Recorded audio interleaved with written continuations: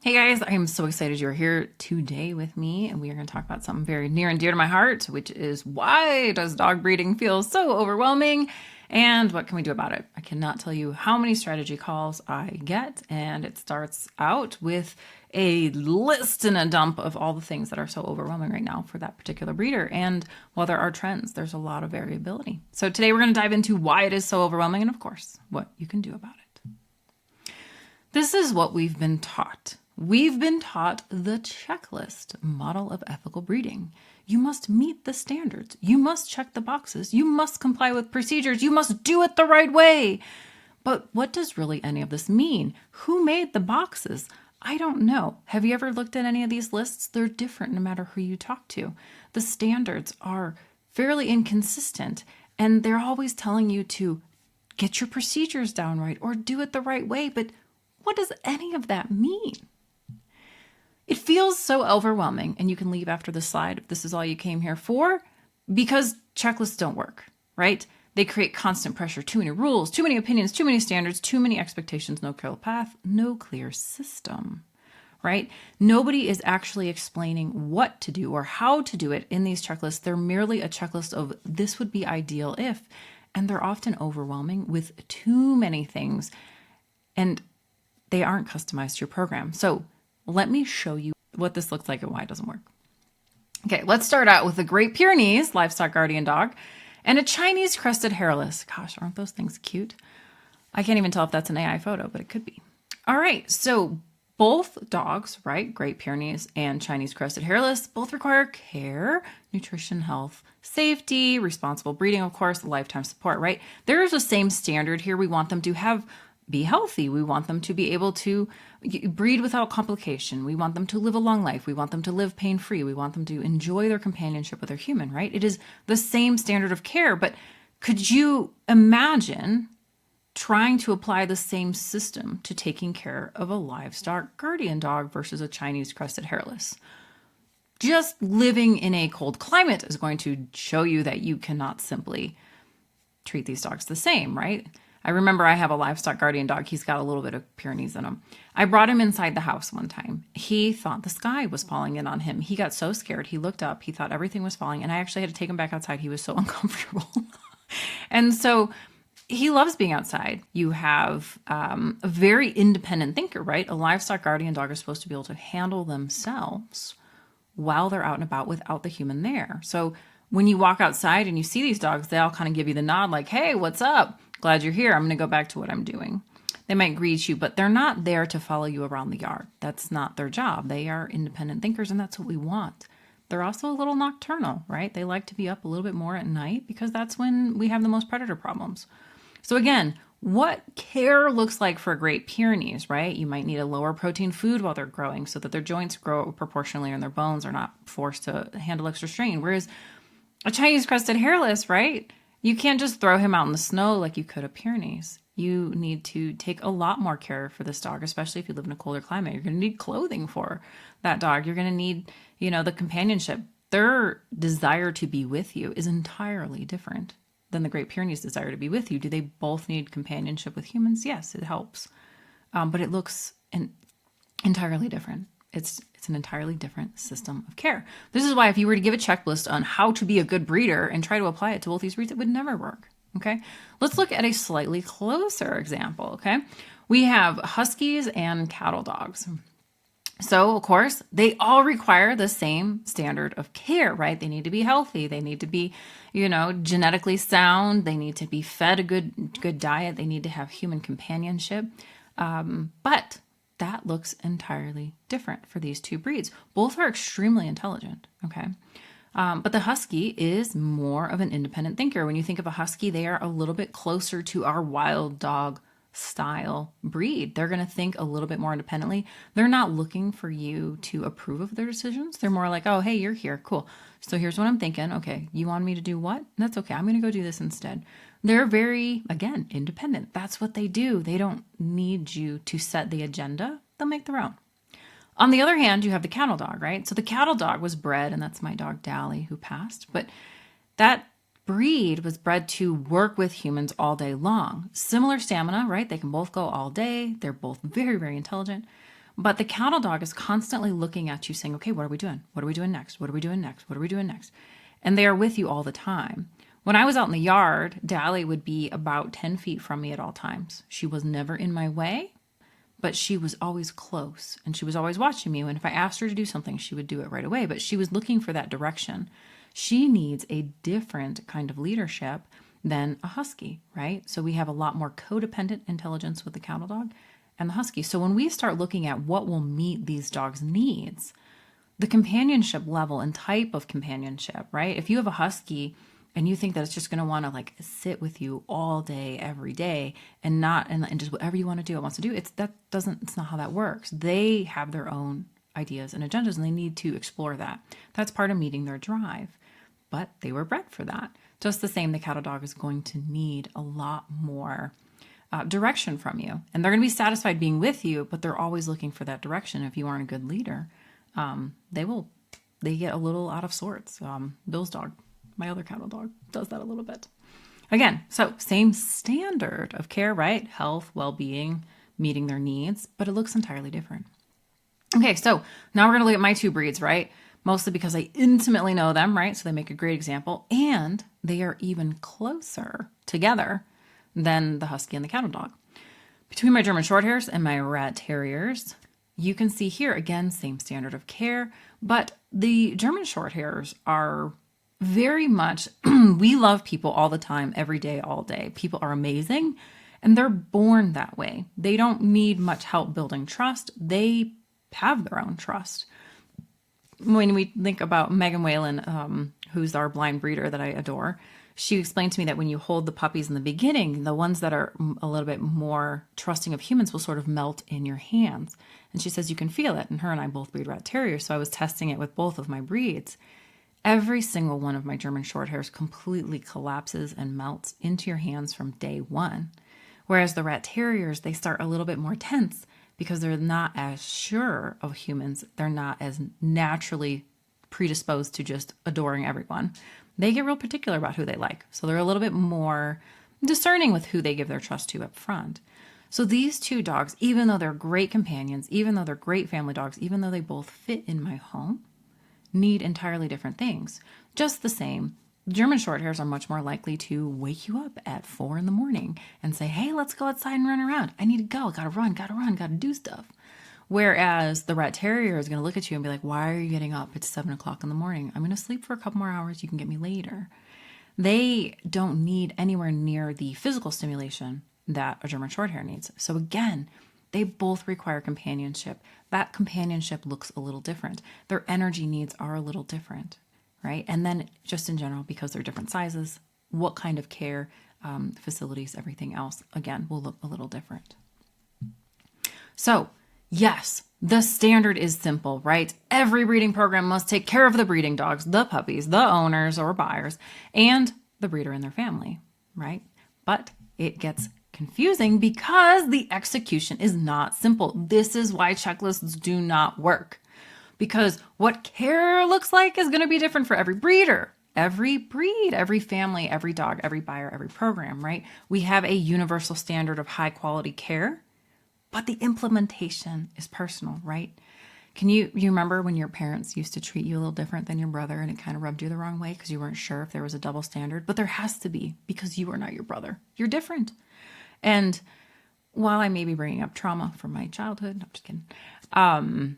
This is the difference, right? The execution is going to be different for everyone. And so this is where we run into this problem, because our checklist that somebody gave us works for them, or works for their breed, or works for their family, or works for their buyers, but it is very unlikely to work specifically for you.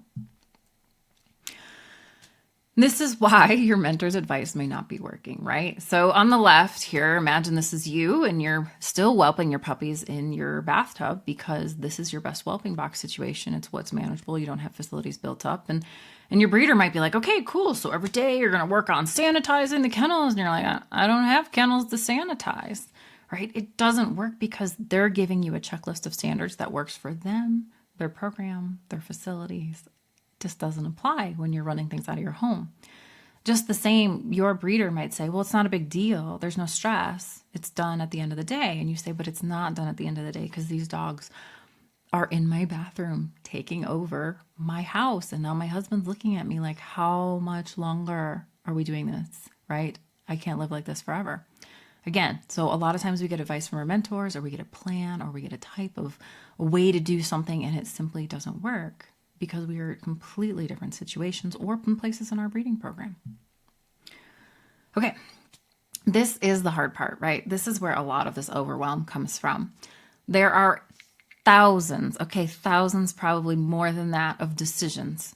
I'm just going to give you one decision, and that's a question a lot of breeders have, which of course is deciding when to retire a mama dog. Okay. So when you decide to retire a mama dog, you have to take so many things into consideration. And so, of course, you're looking for what's best for her health, right? If we just breed her when she's not recovering, that's not okay for her. If we breed her and she has health considerations, we find out maybe she carries something genetically, or maybe there's something we can't test for that we see in her puppies. Like say a bad bite that you didn't know what happened. Both the parents have good bites, but a lot of the puppies don't. These are all things that might require retiring this mom from your breeding program, right? Because you have to ask what's good for your business. You have to ask what's good for your buyers, right? Having a dog with a bad bite is not good for your buyers. But then at the other hand, she may be your best mom. So from a business standpoint, she does great. She recovers well. She loves being a mom. She produces fantastic dogs that everyone loves. Your business would love it if she could breed till she's done entirely, right? Breed her till she's 10 years old. Right? I don't really recommend that. But that's what would be best for your business. But at the same time, what are we doing after, right? So when she retires, where does she go? This is Nikki. She's the very first mom I retired. And this is the day we dropped her off at our new family. And she was 8, and I bred her a little bit longer. She was that perfect mom. And it was the hardest decision to figure out when to first do this. And I had to look at a lot of things. And what I found with Nikki is that at 8 years old, many, many people who would have been a great home for her simply felt that she did not have enough life left. They thought, well, if she only makes it to 12, I don't want her for just 4 years. I guess what a lot of people don't realize is breeding dogs, because we take such good care of them, tend to outlive a lot of their counterpart puppies, just because they weren't spayed early and other things. But regardless, I learned from Nikki that I had to retire earlier because of the perceived lifespan. Now, imagine what that looks like with, say, a Great Dane, whose average lifespan is maybe 7 to 10 years. My dogs are 12 to 14. So retiring a dog at 8 as a Great Dane would be like, oh my gosh, they're past the grave, right? So all of these decisions are unique to your situation, right? Your breeding program, your buyers, what your buyers will perceive the life value post, retirement for your dogs. And so you have to put all of this into consideration, which is why I can't just tell you, breed her and retire her here. It's just not that simple. Okay. The way we succeed as breeders is we use decision frameworks, not formulas. I can't be like breeder 4 times, breeder 6 times, and you're done, right? When we use decision frameworks, we get a much more customized approach that works specifically for us, right? And that's going to help us bring alignment, clarity, resilience in our program, right? Backup systems, and consistency. And a note on clarity. I want you to be clear on what you're doing, and I want you to feel in alignment. I don't want you to get up frustrated that you have to deal with dogs or buyers or anything like that. If you're feeling all those things, usually something's out of alignment, right? So when we look at it in summary to compare, a checklist is going to oversimplify these decisions, and they are not tailored to your particular needs. Whereas a decision framework gives you the necessary information to make the right decision. Most breeders who are overwhelmed are operating from these formulas and checklists. They're not operating from decision frameworks. Also, have you ever had that moment where you send a litter home, right? You're like, oh, good, they're gone. Everything's great. I don't have any more puppy poop to clean. Except a mom is about to have puppies, or she had puppies a week before the other litter went home. And so you have these stacked litters, and you are like thinking to yourself, oh my gosh, this is way too much, right? I had this, I've had this many times where I have a litters back to back, and I'm just like, I needed a break. And so I want you to think that just because you've now customized the system for yourself that works for you, what works for you now may not work for you at a different point in your life. So for me, right, when I was going through my divorce and this was my main source of income, I really needed every possible litter I could get. 12 litters a year, yes, please give me that, right? Now my kids are older. We're doing more trips. We want to see the national parks. We did some cruises. Oh my gosh, are those fun? And so for me, spacing out litters a little bit is more. And so again, the system that worked for me 6 years ago is not the system that works for me now. And that's okay. You're open to change. This is why we use decision frameworks, because decision frameworks give us the criteria we need to do to make the right decision for us right now in our current program with our dogs, with our buyers, instead of simply something that is the only way to do something, because there's never only one way. Okay. So I want you to encourage you to listen for those misalignment signals. So if you're getting like aggravated that another litter is born or that they're here and you didn't get a break, you can give yourself permission to change that. Okay. You don't have to do it one way, especially if it makes you irritated and overwhelmed. All right. So at the core of all of this, a lot of all these decisions really come down to us. Yes, there are standards for our buyers and our dogs and our puppies. Okay. But at the end of the day, the one that has the most sway on how you design your systems is going to be you, the breeder. Okay. So with time, right, we'll just go around this circle, the bandwidth you have and want to give. I have the podcast to do. My kids have jujitsu like 4 nights a week. And my husband doesn't think he's needy, maybe a little bit needy. So I don't get to work on my breeding program. I don't really have much more time than a few hours a day. So I have to keep my breeding program within somewhere between 12 and 20 hours of work a week.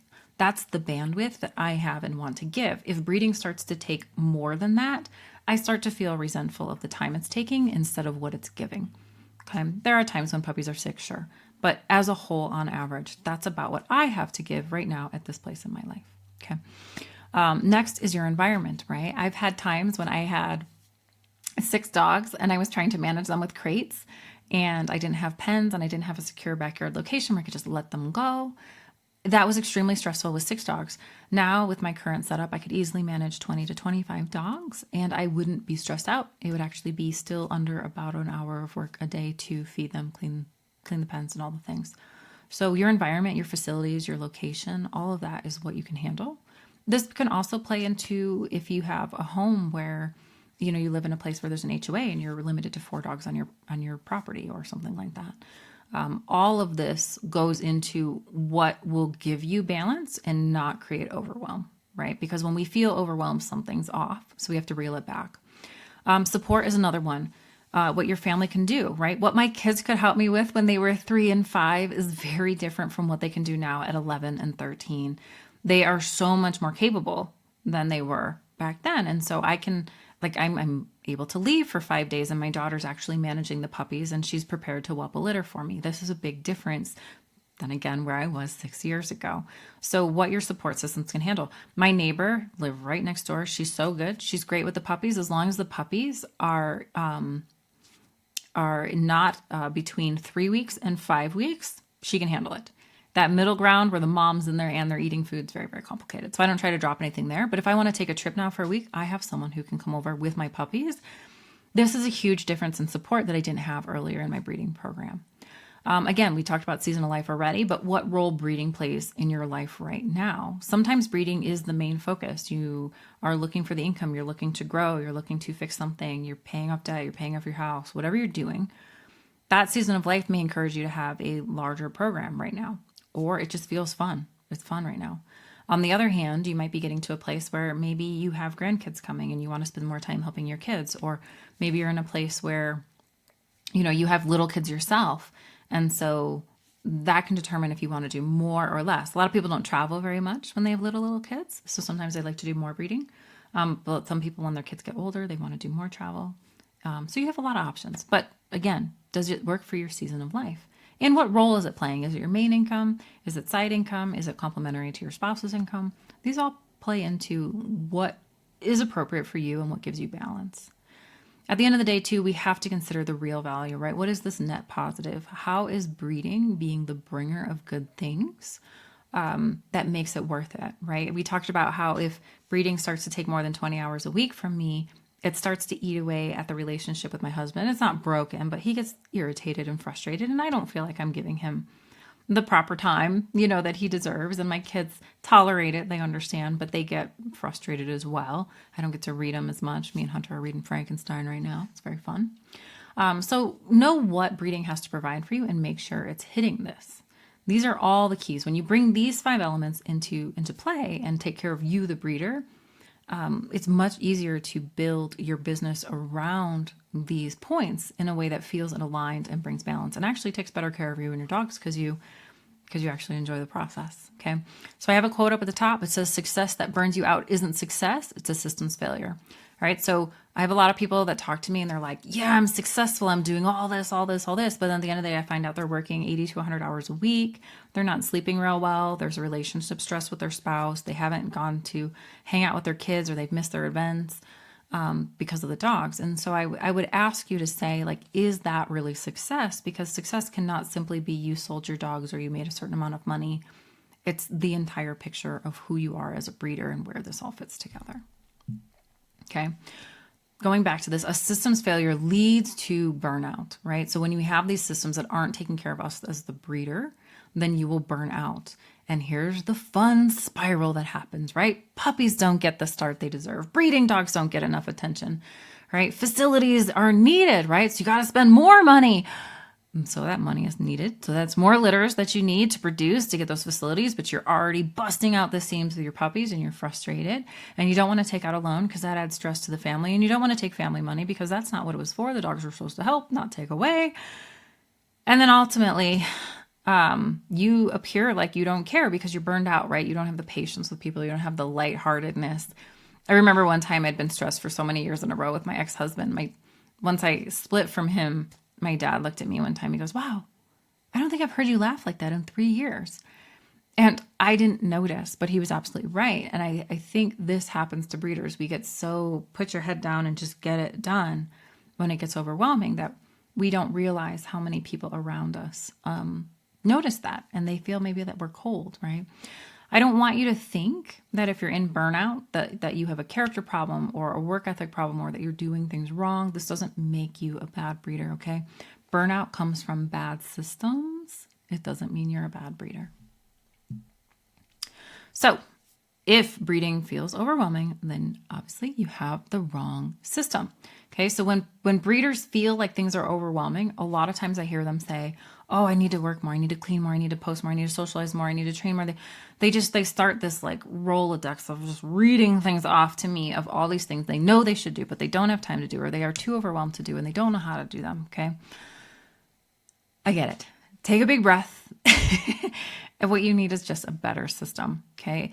And we get those systems from these better decision frameworks. We can decide what works for us and what doesn't work for us. Okay. They are the absolute key. A better system is the key to better breeders. It will give you the peace of mind, the balance that you need. Okay. So just as a summary for those who are listening in and aren't watching, when you have these better systems, your puppies are going to get the care and socialization they need because you have time for it. You have the patience for it. You have a system that facilitates it. Your breeding dog's drives and needs are met. I know a stress point for many breeders is that we don't feel like we're giving our breeding dogs the time of day that we would if they were pet dogs. And, that puts us in a weird spot because you need a certain amount of dogs to run a good breeding program that has the genetic diversity, that takes care of buyers, that gives them that consistency. But at the same time, that's a fair amount of dogs to manage, generally more than you would have at a pet home. And, of course, you have the guardian dog solution, but that can create problems too because you don't know them as well personally. So a good system will help manage breeding dog drives and make sure that their needs are met. Okay. Furthermore, when you have good systems, especially some of those automated good systems, your buyers and owners are going to feel supported. They're going to thrive with their puppy because they know what to expect. They know what to do, and they're going to be able to contact you when they need help. But ideally, you've set them up for success in the right way, and good systems do this. Okay. You should be profitable. Money will be there when it's needed. You can't possibly do what you want to do with your breeding program if you don't have money to do it. You can't get the right vet care. You can't get the right dog food. You can't get the right facilities. You can't be available to your buyers if you have to go work another job. So money and profit is important. Okay. At the end of the day, when all these systems are working together, you will feel satisfied as a breeder. And the work will have a stopping point every day. That's one that a lot of breeders don't feel. There needs to be a moment in time when you can close the door to your breeding program, whatever that looks like. Put your phone down, don't worry about your email, stop thinking about a dog, and just be done for the day. It's the equivalent of being able to leave the office, although we don't usually get to do that because we live there. Okay. So when you have the right systems in place, you will be a better breeder because, and your breeding program will be the bringer of good things for everyone involved. Okay. So the solution, of course, is not more checklists. Hey, it's to build your own system. You have to build a breeding program that works for you. It has to work for your dogs, your buyers, your puppies, your family, your life. It has to be the bringer of good things. And the only way to do this is not to download some checklist someone gave you. It's to go through these decision frameworks and build your own system. Okay. So here's the basis, like the big overview on how to build your own system. So in step 1, we're going to select a standard. And I have some examples on here, which would be like, you have to figure out, okay, my dogs could get diseases. Okay, this is a standard. I need dogs that don't get diseases. So how am I going to build immunity? And then I need to decide what immunity I need to build. So these are what standard am I going to be? When are they going to be protected? And then I'm going to decide how I'm going to implement that. Am I going to vaccinate at home or at the vet? Am I going to which brand of vaccines am I going to use? Am I going to try to use the Neotech vaccines, which can be a little bit heavier duty, but also potentially more reactive? Or am I going to do what the vet recommends? Am I going to do combo vaccines? I mean, there's so many questions you have to decide, and you have to decide it based on what's best for you. Do your dogs have issues you need to consider when vaccinating? And then the other thing is, how do you build a sustainable system? So for example, what this looks like in my breeding program, because we have active parvo on the property and in the area, I have to build a system that protects my puppies from birth until they can get a good vaccine. So I need to make sure my moms have the proper immunity. I need to make sure that the puppies are getting colostrum. I need to make sure that they are getting Neotech, Neopar vaccines at 6 weeks of age. That's what works for my dogs right here. I need to check to make sure that they're getting all the proper food. I need to make sure I'm not giving them these vaccines when they're wormy or they have some loose stool. So I have a lot of systems in place, including when to purchase the vaccines to make sure I have enough. So I have to have a system to check the inventory. So I do all these things, but of course I can't just give you a checklist and tell you what to do, because you might have smaller dogs than me. You might have dogs that have reaction to this. You may not even have a parvo scare. This may be irrelevant to you where you live. I cannot possibly tell you what to do. But what I can do is help give you the decision framework to walk you through selecting these standards, how you can implement them, and then create a sustainable system around them. Okay, so you can see all these other examples. We have to do this for immunity. We have to do this for food, facility, educating buyers, using guardian homes. We have to do this for how we are going to design our next breeding generation. When are we going to bring in new dogs? When are we going to retire other dogs? What are we going to do with our buyers? Do we like our ideal buyers? What kind of information do they need? What do they need to know? What do we have to do with marketing? There are so many decisions, right? The thousands and thousands of decisions that we cannot possibly just use a checklist. We have to find what standard of care and are we going to create? We have to say, okay, well then what would the implementation of that look like? Do I need to build facilities for this? Do I need to convert something I already have? And then how are we going to sustain that so that it works while we have puppies on the ground? And how does that work for cleaning? And how does this work long term? These are the systems. Okay. Decision frameworks are at the core of the Honest Dog Breeder Society. Okay. So if you're inside the Honest Dog Breeder Society, you will know that we do not give you a checklist library. I don't have a million checklists for you to download. I'm sorry. It's not a rule book. It's not a compliance program. It is not a template factory, although we have some templates to give you ideas and guide you on how to use them. But it's not just simply, here's how it works, copy and add your name. Okay. We are a decision framework community. We give you the decision frameworks. That's what all the master classes are for. That's the kind of questions I'm going to ask you in the live calls. And I want you to understand the framework, and I want you to design the program that's right for you, because that is the only way you can build a sustainable, honest dog breeding program that has integrity and doesn't burn you out in the process. Inside the Honest Dog Breeder Society, we teach you these decision frameworks. We give you the program structures, the routines, and how to adapt them for your program. Everything is done integrity-based placement with great buyers, right? We have the entire ideal puppy buyer framework so that we consider the long-term success of your dogs within their families. And then we also have capacity models to guide you to your program size. So a capacity model looks sort of like, what can your current facilities hold? What are your current goals with your program? What is your why? What does it need to produce for you to make it worth it, right? So we're going to have capacity here. Everybody would love to make $1 million, a year. Maybe not in dogs, but the question would be, at what point in time is the complication so much that you're going to resent your program and not get what you want out of it, okay? Everything is designed around having a sustainable system that allows you to breed without losing yourself in the process, right? I want you to have retirement. I want you to have a life. I want you to talk to people, and I don't want your friends to be like, oh yeah, that's Julie. She's she breeds dogs, so I don't see her too much. I don't want that to be you. I want you to have good friends. I want you to have like a time to go see them. I want you to enjoy the dog breeding lifestyle and the freedom that it can give you. Okay? And that all of this comes from systems that you create with the right decision framework. Okay. We need clarity on why. That is one other thing I run into. A lot of breeders are doing things because they were told to do them. They were told this is the right way. But that isn't always the only way. And it may just be the only way they've been exposed to, and they don't often know why. Well, I do this. And many breeders will come to me and go, why do you do it that way? And they say, well, that's what my breeders or my mentor said. Well, why did they say that? Well, I don't know. This is what they do. Okay, well, does it work for you? Because it doesn't feel like it's working for you.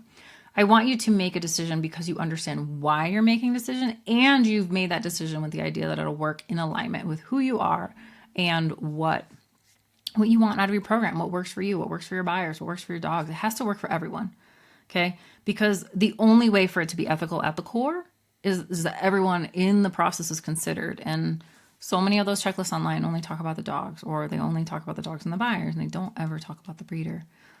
It's not selfish, it's sustainable.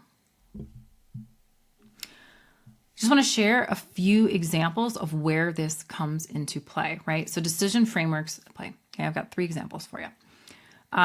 One breeder I worked with, she had been breeding for many years. I think she was on like year 18 of her breeding program. And she had bred golden retrievers for many years. And then when kind of COVID hit and people were asking, she felt bad because she didn't have a version of golden retriever that was hypoallergenic.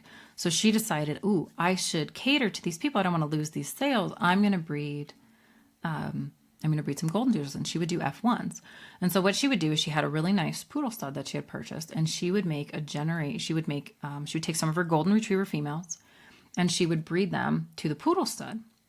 Well, here's the problem. She had gotten her price on her golden retrievers up to $5,000 a dog. Fantastic, right? But she was only selling her golden doodle puppies for $3,500, right? So she lost $1,500 per puppy. What's worse is that because of the dynamics and the sizes, the golden retriever moms who would normally produce $5,000 puppies if they were purebred golden retrievers were now getting taken out of the golden retriever program, and they were put into the golden doodle program. And of course, we lost all that money. We lost that time with that mom. Now, this would be fine if she really enjoyed them. But here was the kicker. If anybody of you know the difference in poodles are just a little different, right? They're a little bit more one-person focused, a little bit more, they're more intelligent, so they test you a little bit more. They're just a slightly different personality. She did not enjoy this personality at all. She loved working with the golden retrievers. She really loathed working with the golden doodles. She found the maintenance on their coats very difficult, which of course F1s are. And she also felt like she just didn't enjoy their personality, so she didn't like working with them. So she didn't enjoy the process. It was more complicated, and it lost her more money. And I asked her, I said, why not we just get rid of the golden doodle program? And she had a lot of resistance to it. And what we finally dug down is that she felt like she had to cater to this other group of people that needed a hypoallergenic version of what she had. And what we finally decided was the amount of work and the amount of stress it was adding to her was not actually compensating for what she was getting out of it. And so we decided, okay, we're just not going to cater to to people who have the allergies, and we're just going to breed golden retrievers. She was able to close an entire website down. She was able to take an entire branch out of her program. She only had to rehome, her one poodle stud, so it's not a big deal. And she enjoyed everything much, much more. It was a great move for her breeding program. And And so we have these are the decision frameworks, right? We have to look at, why are we doing this? What is the benefit? What is it costing us? And where does it fit? And it was so out of alignment for her that was the right choice. I had another breeder I worked with, and he had Labradors. And it was very interesting. When he came to me, he had an entire setup. He had like 26 dogs in his breeding program, breeders. He had whelpers he would hire. He had all kinds of things. He was trying to do training to expand, kind of make more money and create more work for employees and so on and so forth. And when we started running the numbers, he was able to sell. He came to me saying he needed to sell. He was selling 200 puppies a year, and he thought his numbers would work if he got to 300 puppies a year, which that's a lot. Okay. So first off, big red flag, if you ever feel yourself saying this, unless you're breeding under 4 litters a year, increasing the numbers on a bad system will never work, right? Systems that are clunky in small scale do not get unclunky in large scale. The only caveat is if you have like one breeding female and you bump it up to 2, that will greatly improve your flow with buyers. But other than that, so going from 200 puppies a year to 300 a year was terrible. So we started digging in. We started going back to, okay, well, what are you trying to do? What kind of income do you need to create per month to make this work? What is satisfying for you? What is great? And at the end of the day, he did not enjoy the training post. That was unnecessary. And he found it difficult to manage the extra employees. He found it difficult to find good guardian homes. And so he was selling his dogs for $2,800. And then at the end of the day, he was paying his whelpers $800, which is a lot for a $2,800 dog per puppy. And then he was paying them, he was using the extra money from those dogs to pay overhead on everything else. So when it all came down to it, he was only making $500 on a $2,800 dog. And what I was able to show him was that if we could get it to a place where all of his expenses to run everything, which having less dogs, less employees, bringing more litters in-house instead of using whelper families because there's less dogs to manage, much easier to do, we could get to a place where he could net $2,000 on a Labrador puppy instead of just $500. By doing that, he would be able to make the kind of money he was looking to make by breeding only 50 dogs a year, having a program with maybe 6 moms, 2 studs, instead of increasing to even more dogs, right? So the simplification was huge. And so these are the frameworks that worked, right? And so we had to take into account his litter size. We had to take into account what he was looking to get out of it, what his facilities offered, what his overhead requirements were. And that's how we were able to make a plan. So this is how, again, decision frameworks can help clarify everything and bring a lot less stress. So much less stressful breeding 50 dogs than 300. And lastly, we have a situation that I just went through recently. So this is one of my dogs on the right. This is a solid liver GSP. Everybody thinks they're a chocolate lab that's kind of skinny with their tail chopped off. They are not. But anyway, so I'm at a place where this dog's mom is up for retirement. And I need to keep a daughter from her before I have her last 2 litters. And so I need to decide, am I going to keep a solid female from her? Or am I going to keep a roan female from her, right? A tick dog. And I went back and forth and I talked to, my husband. We're running through the ideas. And what I finally decided is I love these dogs. I think the solid is so like regal looking. I think it's beautiful. But many buyers do not think that this is what a German short hair is supposed to look like. In fact, I have to explain to them why it is actually a purebred. Entire blog article on my website. What consistently happens with this particular mom's puppies, because she's the only solid I have, is that half the puppies are solid and they are the last ones to sell in almost every single litter. And sometimes they're the ones that straggle. And sometimes I have a puppy available that's the perfect fit for a family, but because it's a solid, they will pass and move to a tick dog. So one of the decisions I have to make is, as much as I love these dogs, they create difficulty for me in sales. And there are plenty of dogs to select from, as far as studs go. So I can always get a stud that's a tick stud. And so my question will be, this new litter that's coming up, what will I do? And so my priority will pick the best roan female unless I have no good ones, in which case I will select a female. That's a solid. And so that's kind of how I laid out my decisions. And so we're going to see how they are. But hopefully she has 3 or 4 females and I get to pick from a couple roan variety, and then that should be good. And so again, this is a decision framework at play in my own business. There's nothing wrong with a solid, but because of the marketing difficulty and the perception inside the culture of the breed, it's created enough stress for me that I would really like to remove that stress. So again, I do the very same thing in my own program. Okay, so I would like to say just stop trying to follow someone else's checklist, right? I want you to build your own system and build a breeding business you love. I would love for you to join the Honest Dog Breeder Society. We will be closing enrollment so that we can cater to our new members a little bit better and to give you an opportunity to make the decision to commit and really start changing how you're doing things. So I'd love to see you inside. There is a link in the chat that you can use to join. And thank you for joining me. All right, at this time, I can take questions. So any questions you have, go ahead.